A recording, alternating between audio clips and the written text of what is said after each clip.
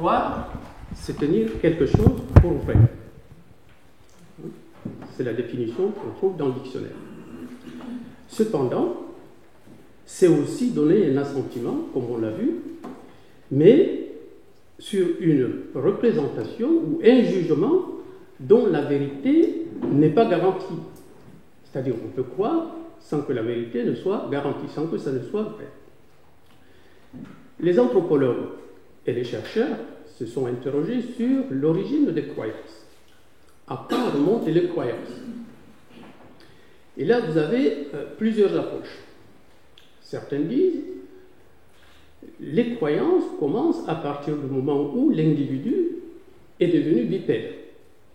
C'est la thèse de Mircea Eliade. Il dit à partir du moment où l'être s'est mis debout, il a pris conscience de son environnement, il s'est mis à croire. D'autres disent non. C'est à partir du moment où l'être humain a pris conscience de la mort et qu'il s'est mis à enterrer ses semblables, là, il est devenu croyant. Et d'autres disent, la croyance, c'est instinctif. Instinctivement, on croit. Et vous avez encore une autre version, la plus répandue, qui dit, la croyance est liée à la parole. À la parole. Je parle, je crois. Je crois parce que je parle. Je ne parlerai pas si je ne croyais pas. Donc, tous ces chercheurs ne sont pas d'accord sur l'origine des croyances. Donc, on a plusieurs interprétations des origines de croyances. Pascal Boyer, lui, il estime que la croyance est issue, il le dit, des mécanismes spécifiques qui échappent à la conscience de l'individu. Donc là, on est dans le domaine de l'inconscient. Et il rajoute, la croyance est le tissu qui donne corps au jeu du langage.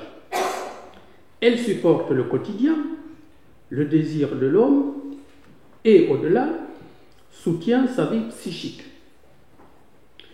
Cependant, croire regroupe aussi plusieurs choses. Pourquoi croit-on? Qui croit? En quoi croit-on? Autrement dit, on a plusieurs interrogations sur la croyance. Mais la croyance, elle est aussi dans nos relations de tous les jours. Si, par exemple, je suis à un arrêt de bus, je pose la question à quelqu'un, quelle heure est-il? La personne me répond, je crois.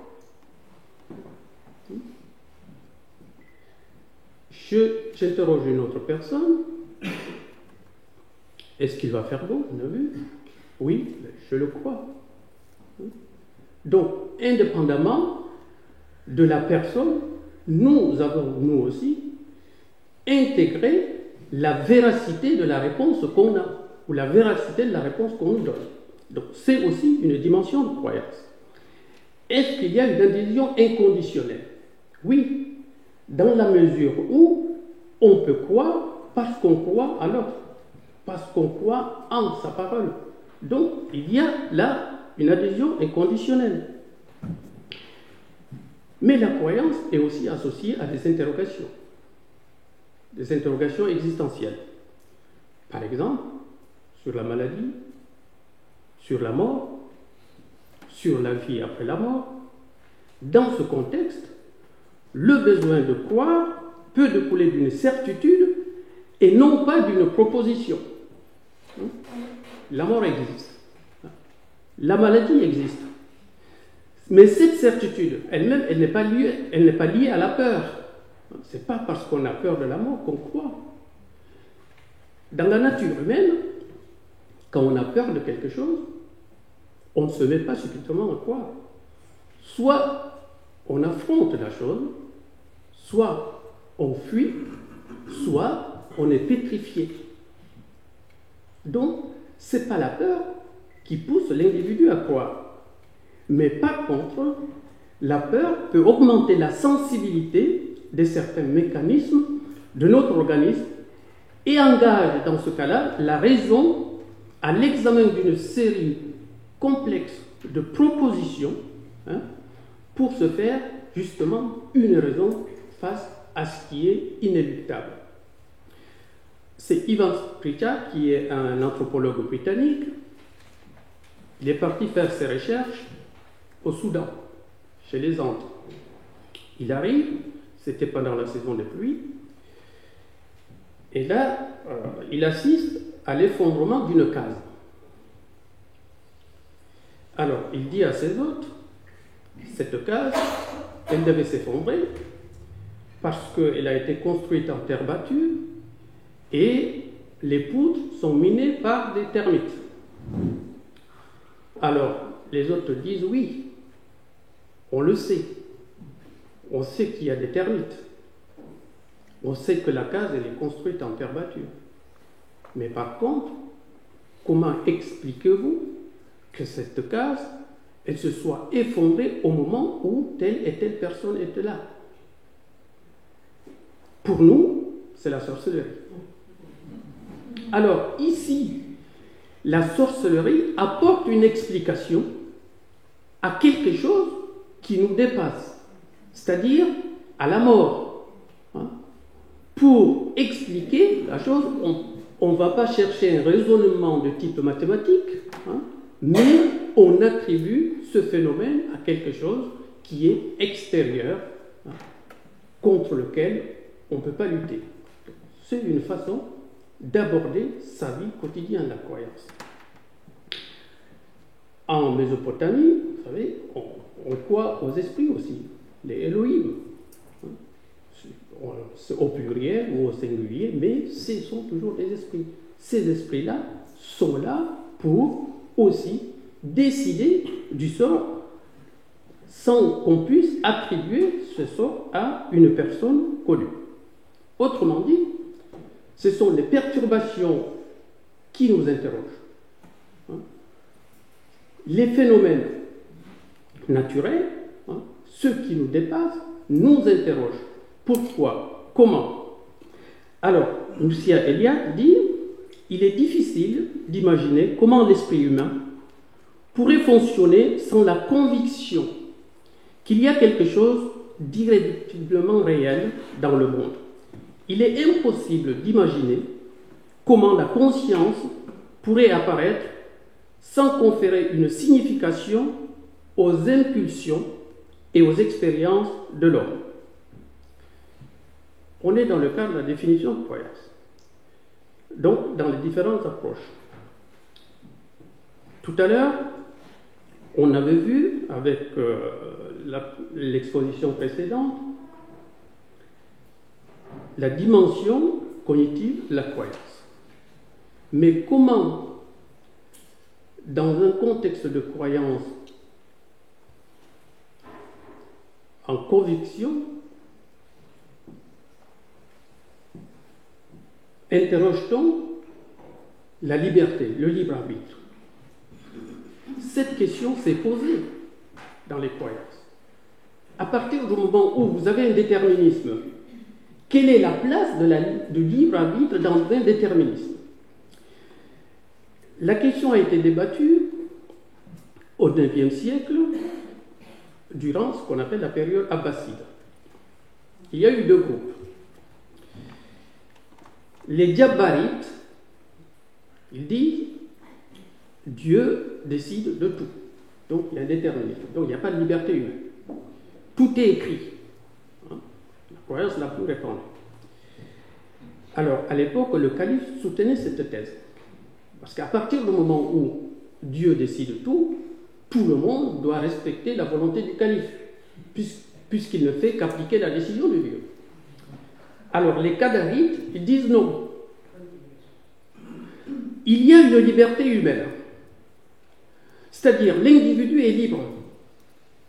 Il n'est pas soumis à la décision unilatérale de Dieu. Comment ils expliquent cette liberté? Ils disent Dieu crée tout. Il crée les actes. Mais il laisse la marge de liberté à l'individu pour poser ses actes. Sans cette marge de liberté, il ne peut pas y avoir une justice. Puisqu'il doit rendre justice, il faut que l'individu soit libre. Parce qu'autrement, il ne peut pas rendre sa justice. D'où les Jabaris insistent pour dire, en fait, dans la France, il y a une liberté humaine. Si on enlève cette liberté humaine, il ne peut pas y avoir l'équité dans le jugement de Dieu. Il faut qu'il soit responsable. Et vous avez d'autres personnes, parce qu'on était dans l'époque 9e, 13e siècle, il y avait à la fois l'influence de la philosophie grecque, le poids de la religion, la multiplication des approches et des croyances, et aussi les expériences personnelles. C'est le cas, par exemple, des expériences, ce qu'on appelle des soufis. Alors, Ibn Arabi, qui est du XIIIe siècle, c'est un soufi, à la fois il est philosophe, soufi, mais aussi croyant. Comment réconcilier la croyance à conviction avec le soufisme et la philosophie? Alors, Ibn Arabi va dire ceci. Pour lui, tout part de l'imagination créatrice. Il dit que l'individu est libre dans sa croyance, il effectue ce système d'imagination qui fait que il imagine ce qu'il croit. Et à travers cette imagination, il crée sa prière. Parce que pour lui, la prière est épiphanie. Mais ce système, c'est un système de va-et-vient. On crée quelque chose et dans l'imaginaire, on rend hommage à la chose créée. Et ce système de va-et-vient se retrouve à un moment donné à l'intermédiaire à la fois de la croyance et de la personne qui croit. C'est-à-dire pour lui, il y a un stade moyen entre la création, c'est-à-dire ce que l'individu crée dans l'imaginaire, et l'ascension de la croyance pour arriver à cette création. Ce stade moyen, il considère ce stade universel. C'est-à-dire, dans chaque individu a ce système de va-et-vient. C'est pour cela qu'il considère que l'individu est tout le temps en ascension permanente dans le système de création. Alors, peut-on refuser de croire? Oui, bien entendu. Il y a des études aux États-Unis qui montrent que il y a des gens qui refusent de croire pour des raisons X ou Y, alors qu'ils ont déjà cru, parce que tout simplement, ils sont en conflit familial, parce qu'ils renoncent, parce qu'ils trouvent une contradiction entre ce qu'ils croient et la réalité, ou parce qu'ils ont épousé quelqu'un qui n'a plus la même croyance et donc ils ont changé de croyance, ils refusent de croire ce qu'ils avaient cru. Mais en même temps, il y a d'autres études aux États-Unis qui montrent que récemment, en 2014, les membres de Harvest Gate, ils attendaient l'arrivée d'une comète, la comète Hale-Bopp, et ils se sont cotisés pour acheter un télescope et surveiller l'arrivée de la comète. La comète n'est pas venue. Alors, les chercheurs ont dit, bon, est-ce qu'ils vont arrêter de croire? Parce que là, ça rentre dans le cadre des millénaristes. À partir du moment où l'événement ne se produit pas, on attend l'événement ne se produit pas. Est-ce qu'on arrête de croire? Puisque là, on est face à quelque chose qui ne s'est pas réalisé. Est-ce qu'on se dit qu'on s'est trompé? Mais ils n'ont pas changé pour autant. Ils ont dit, voilà, si la comète n'est pas venue, c'est parce que le télescope était défectueux. Donc, pourquoi ne pas changer? Parce qu'en fait, dans le système de croyance, il faut éviter une dissonance cognitive. À partir du moment où on a cru, le fait de ne plus croire crée une dissonance cognitive. Et pour éviter cette dissonance cognitive, donc, on va chercher d'autres explications. Tout comme les extraterrestres. Les extraterrestres ne sont pas venus. Pourquoi? Peut-être parce que notre prière les a repoussés. Mais ils reviendront. Donc là, on a ce système. Donc malgré le fait que les faits ne se réalisent pas, on continue quand même de croire.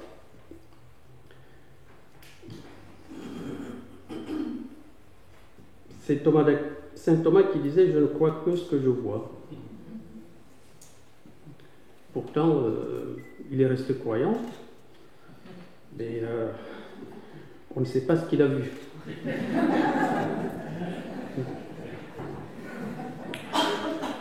Mais ça montre quand même que dans la croyance, il y a une part de responsabilité individuelle.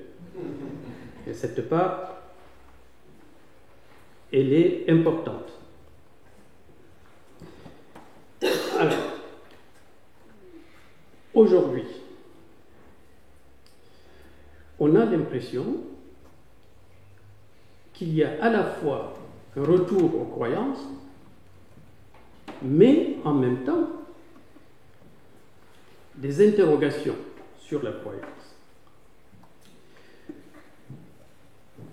Le monde s'est globalisé et Patrick Bannon estime que plus le monde se globalise, plus on est dans une globalisation qui s'est sacralisée.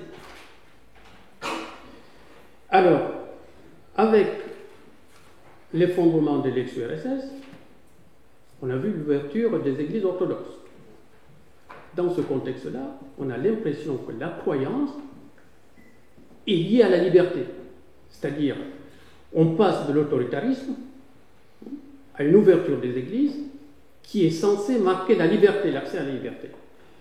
Tout comme on remarque l'influence des évangélistes, aussi bien en Amérique du Sud qu'en Afrique, mais aussi des fondamentalistes.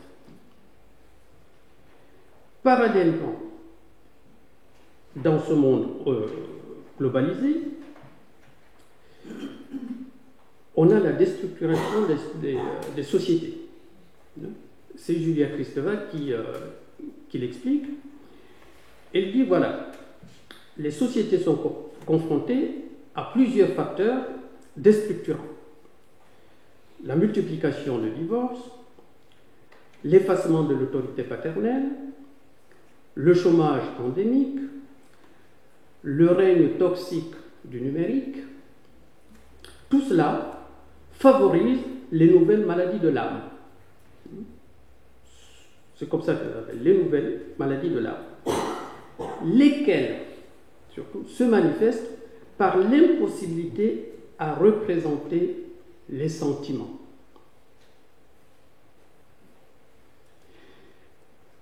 Elle dit, aujourd'hui, par exemple, les adolescents sont en mal de croyance.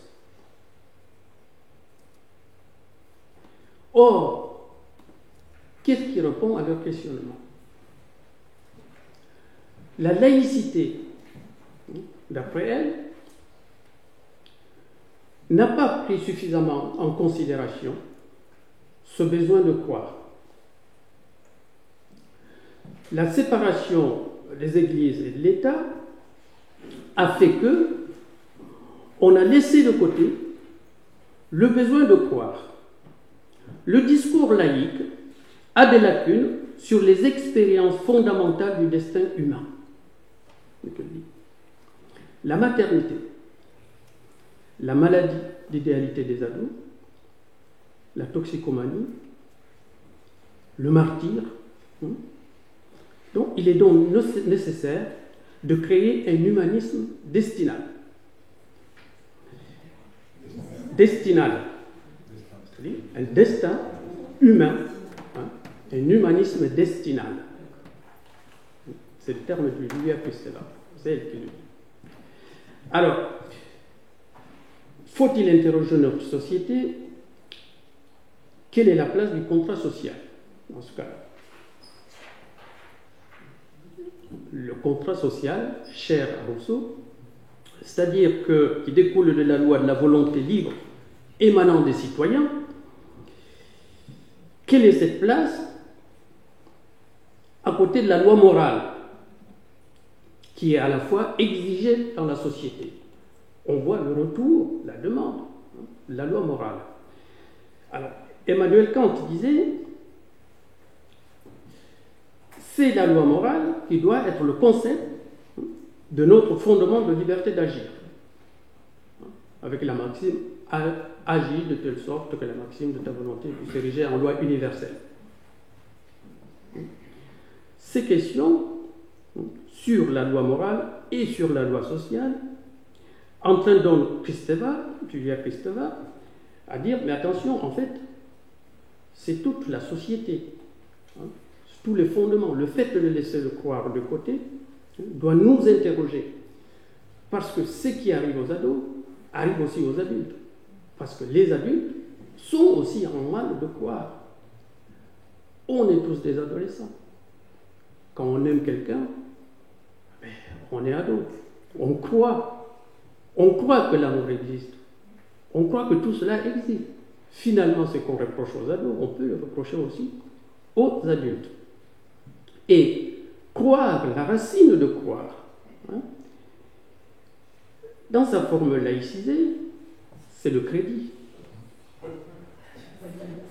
Exactement, c'est le crédit. Je dépose un bien en attendant récompense. Donc on est dans le même système. Sauf qu'aujourd'hui, on est submergé aussi de crédit. Donc, je terminerai en citant Gandhi qui dit « Nous ne penserons jamais tous de la même façon, nous ne verrons qu'une partie de la vérité et sous des angles différents. » En ajoutant « Je n'aime pas le mot tolérance, mais je n'en trouve pas le meilleur. » Merci.